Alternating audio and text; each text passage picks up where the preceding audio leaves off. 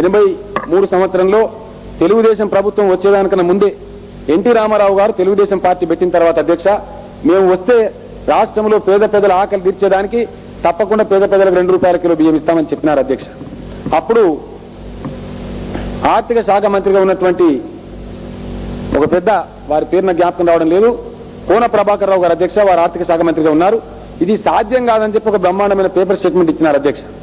దాని తర్వాత కొద్ది రోజులకే ముఖ్యమంత్రి గారు మారిపోయి విజయభాస్కర్ రెడ్డి గారు ముఖ్యమంత్రిగా రావడం రాష్ట్రంలో వారే ఎన్టీ రామారావు ఇచ్చేదేందా మేము కూడా ఇస్తామని చెప్పి ఎలక్షన్లకు 2-3 నెలల ముందు 3-4 నెలల ముందు ₹1.90 ఇస్తామని చెప్పి ఆ పథకాన్ని వారే ప్రారంభించినారు అధ్యక్ష. ఆనాడు వాస్తవంగా ఆ ఆలోచన రామారావు గారిలో కలిగిందన్నా తెలుగుదేశం పార్టీలో కలిగిందన్నా మరి అటువంటి దుర్భరమైనటువంటి పరిస్థితి, ఆకలితో అల్లాడే జనం ఉన్నారనేటువంటి పరిస్థితి మరి సమాజంలో కనిపించింది కాబట్టి అటువంటి ఆలోచనలు ఆనాడు చెలరేగినాయి అధ్యక్ష.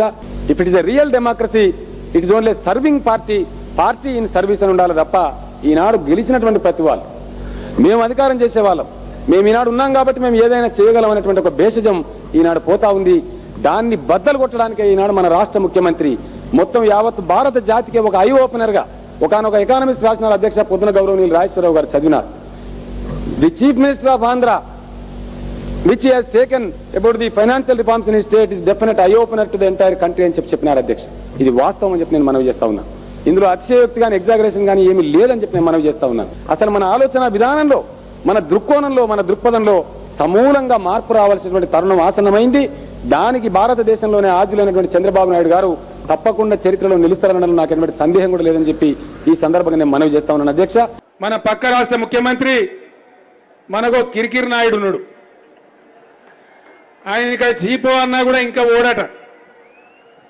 ఆయనకు రాష్ట్రం ఉన్నది, రాజ్యం ఉన్నది, ఆడ చాలా సమస్యలున్నాయి. ఆయన పని ఆయన చేసుకోవచ్చు కదా.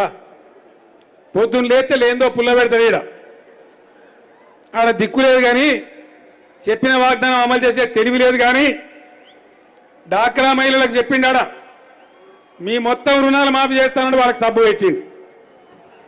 రైతులకు చెప్పిండు మీ అన్ని రకాల రుణాలు మాఫీ చేస్తామని ఏరా పేరు చేసి గోల్మాల్ చేసి సగం మంది కూడా మాఫీ చేస్తలేడు.